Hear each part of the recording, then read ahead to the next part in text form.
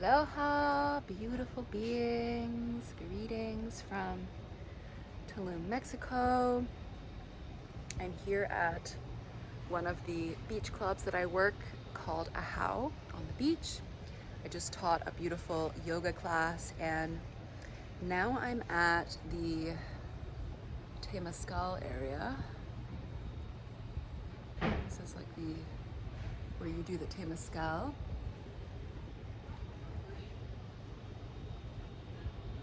And so I've kind of committed myself to be making these videos every day for you guys that are just unplanned, intuitive, just going with the flow with whatever feels right in the moment to share. And I just was thinking, what do I share? What do I talk about? What do I talk about? And I just kept feeling that I wanted to go near the Temazcal area right here. So one of my last videos, 2 videos before this, or 3 videos, I was talking about healing with the earth, healing with the elements, learning how to heal with nature, even if you don't have access to putting your feet on the ground or going into the sun or working directly with the elements. How can you do that? And first, I just want to explain what Temazcal is. If you've never done Temazcal or you've never gone to Mexico and done Temazcal, it's such a beautiful way to work with the element of fire. Actually, we work with really all of the elements in the ceremony. But the main element that is used for healing purposes in this little hut right here is fire. And one of the things I love most about living in Mexico is all of the ceremonies and rituals. It's really taught me so much about how to heal through the elements like this. And when you go in the Temazcal, they burn these coals. Well, they're not coals, they're stones. Actually, there's some over here, let me show you. So they're volcanic rock from deep inside of the earth. They're literally They're literally the oldest stones that exist in the world, and they're found inside the earth. And here they burn them in a big fire for like a few hours. And then when the stones are really, really hot, everybody goes in here in this little sacred area. And the whole ceremony, it's a sweat lodge basically. It lasts anywhere from 2 hours to 4 hours. And there's 4 doors. I'm not gonna go too much in depth because I could talk about this for a very long time. There's a lot that they do. But they work with the directions, northwest, south, east, with the elements, earth, fire, air, water. We work with our ancestors. We do a lot of praying in there. And we use the energy of the fire and the energy of these stones from the earth. So they say that going into the Temazcal is like going back into the womb of Mother Earth, being reborn again. So you go in there, you pray, you have an intention, you can take tobacco in the beginning, you hold the tobacco. Tobacco is a very, very sacred plant that has been very misused in the world, just like cacao. And so it's a very sacred plant, and you can pray. Tobacco is the messenger of the prayers. So you hold the tobacco, you pray, you have an intention, and you put that into the fire. So before I came to Mexico as well, I wasn't connected to prayer. What does that even mean? Or intention? Or I always associated prayer with like religion or God, which it is associated to a higher power, but it doesn't have to be connected to a specific higher power. It can be to anything. It can be to yourself. And with Temazcal, we're praying to the elements. We're praying to the fire. We're praying to the rocks, to the spirits of the stones of the earth. And you can talk to the elements and say, I want to heal my anxiety. I have a lot of stress. I have insomnia. I want to rest at night. I have been sick for years and I can't walk. I want to walk again. I want to heal my finances. I want to laugh. I want to feel joy. So you ask this of the elements, and that's your prayer. And we do a lot of praying in the womb, the Temazcal, and we work with the elements. And so this is kind of what brought on the idea of this topic that I want to talk about today. I can do another video more in depth about Temazcal and more exactly how we use prayer and to connect with the elements. But in the Temazcal, we're working with the elements, and we're working with the elements and with prayer on the ethereal, the astral realm, which isn't real, it's not tangible, but this is where the power of these elements really exist. So if you don't have the ability to put your feet in the earth and receive that like physical healing directly from the earth, you can do it on the other realm. So you can work with meditations. There's so many meditations on YouTube. I'm gonna start putting some meditations up here as well. But just one right off the top of my head that I always do is you can imagine, close your eyes, imagine growing roots out of the soles of your feet, and imagine those roots growing all the way deep into the earth, of Mother Earth, connecting those roots to the heart of Mother Earth. And then as you feel those roots connect, you can pull on the earth a little bit to make it tight. And then you want to breathe that energy up into your body from the earth. And you can do this anywhere. You can do this on a plane, in the office, on the subway, walking down the street. And you want to breathe that earth energy into your body. Connect, try to see it in your mind's eye, connect your energy to the earth. And I like to imagine, I like to see it as a color. So I like to fill my whole body with the color that I envision that earth energy to be. And that's all you need to work with the energy of the earth. You can breathe in the energy, and then on the exhale, let go on the exhale, send back down into the earth everything you want to let go of. And then as an added bonus, you can bring that energy all the way up, out through the top of your crown, all the way to the heavens, to God, to source, to the divine, whoever you are feeling that you want to connect your energy to, that's above, that's higher than you, that is watching over you, that loves you. And envision that white, beautiful light coming down from your head. It can be white, it can be whatever color you feel really connected to. Sometimes I pick different colors, orange, pink, whatever makes me feel the most excited. And I allow that energy to come in through me, filling me from above. And the same, connect your energy, speak, share, ask questions, say hello. So this is like how you can easily work with the energies of the earth, and the same in meditation and in real life, really the element of wind, just feeling that wind when you're walking down the street in real life or in your meditation. You can use the energy of the wind to blow through you, to blow everything, your hair, your body, blowing everything away, and use your intention to have it clear your aura, to release any stagnant energy, to release any trapped emotions, any trapped feelings, any trapped sensations, carrying away stuckness, carrying away attachment, carrying away inability to change, bringing in newness, bringing in what you desire, moving. Wind has the power to change, to transform, to make different, to move things along. Wind is the energy of time. Time never stops. And whether there's a lot of wind or there's no wind, there's always some movement going on. And the element of water. So if you can work with water directly in the ocean, in the pool, amazing. There's so many ways you can work with water, just with the water in your cup by the side of your bed. Probably do a whole video just on working with the energy, the healing element of water.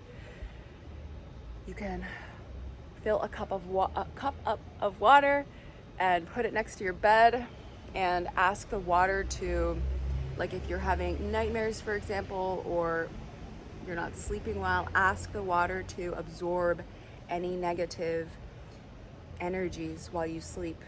And then in the morning, you can put the water into a plant If you have nowhere else to put it, you can put it down the sink and just say thank you to the water for absorbing anything that it absorbed while you were sleeping. And because the water has the ability to hold memory, it has the ability to remember what you've done to it, what you've said to it. Masaru Emoto did an amazing study on this, and you can look him up, where he basically had people speaking to the water for a few weeks, and they would say like, I love you, I love you, I love you. And then another one, they'd say, I'm grateful for you, I'm grateful for you, I'm grateful for you. And another one, they would say, I hate you, I hate you. And then another one, they would ignore it. And then he froze the water and then looked at the water under the microscope, and the water that had love energy being sent to it and gratitude was these beautiful, just like these beautiful designs behind me, these beautiful patterns and geometric shapes and symmetry and harmony and beautiful designs. And then the ones that received hatred and neglect were all uneven and weird looking, and they just looked unhappy.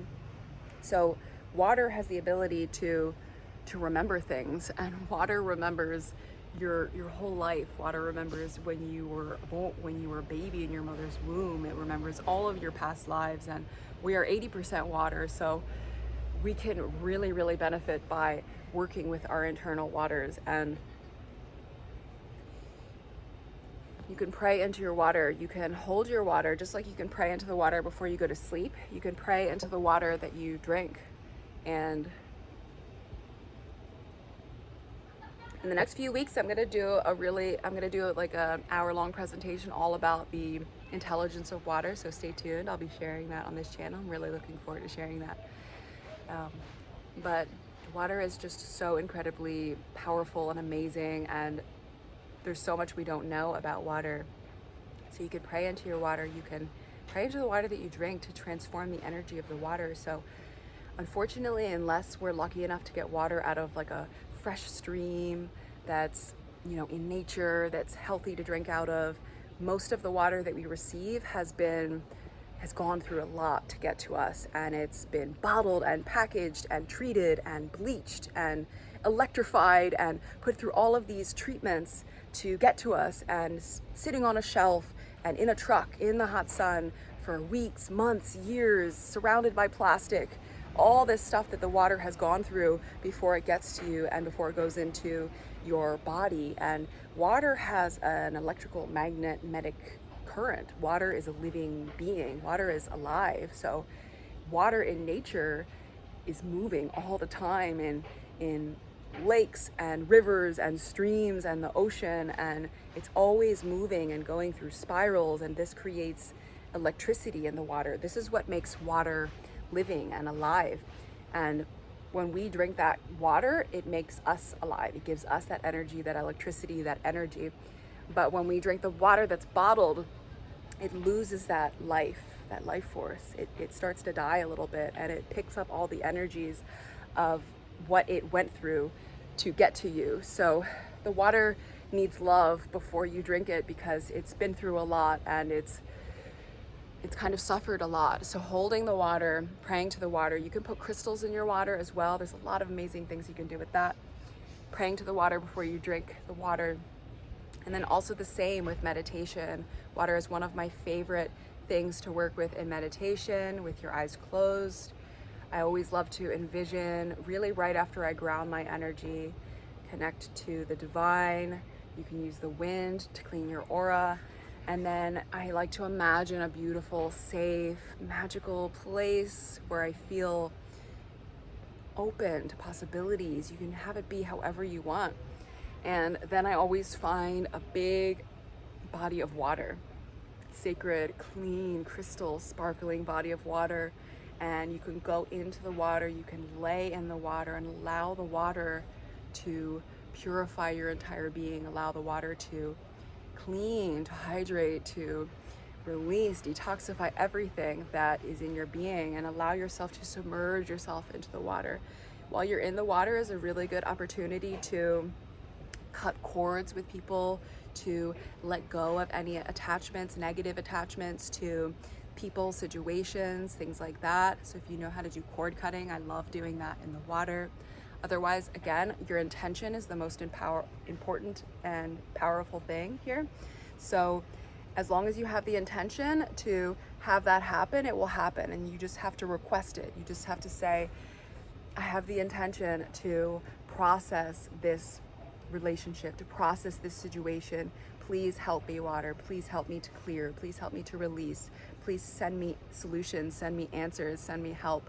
And then fire, which we're at the Temazcal, back to the fire again. There's so many amazing and fun ways to work with fire in real life. Obviously, you know, you can burn things. So fire has the ability to transmute.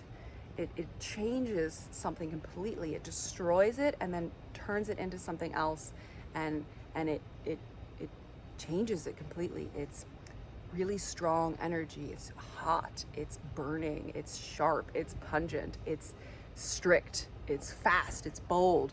So fire is really, really, really powerful. And here in Mexico, we have peyote. I was like, I forgot the name.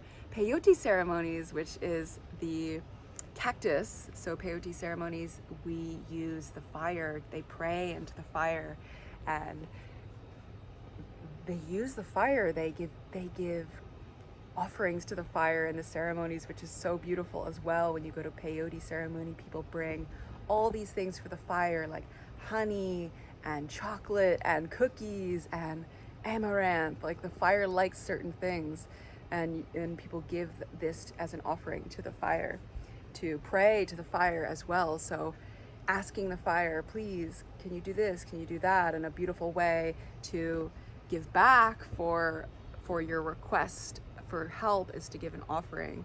So you can give an offering to anything. You can give an offering to the ocean as well, to the earth. You can put fruit under a tree. You could put obviously something biodegradable, you know, so the earth won't feel that it's garbage.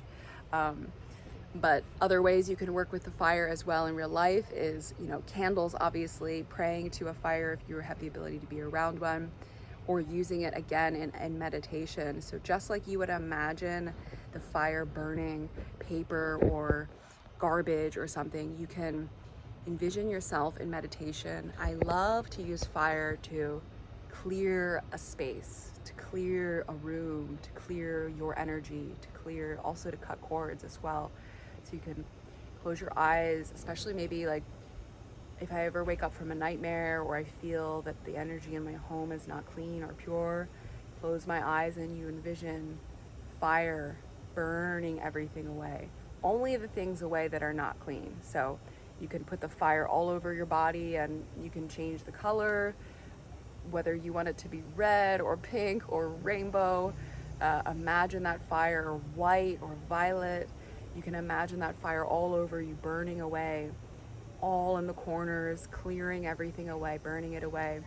And the same with cords or stagnant energy. If you feel you have a stomach ache, you feel upset because you've been arguing with somebody, you feel worried, wherever you feel that the energy is trapped, bring the fire there and allow the fire to sit there and burn away. And in your mind's eye, you're going to envision that fire burning, burning, burning until it's gone.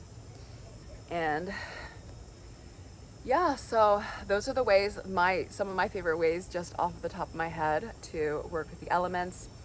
And coming back to the earth, to the trees, to the plants.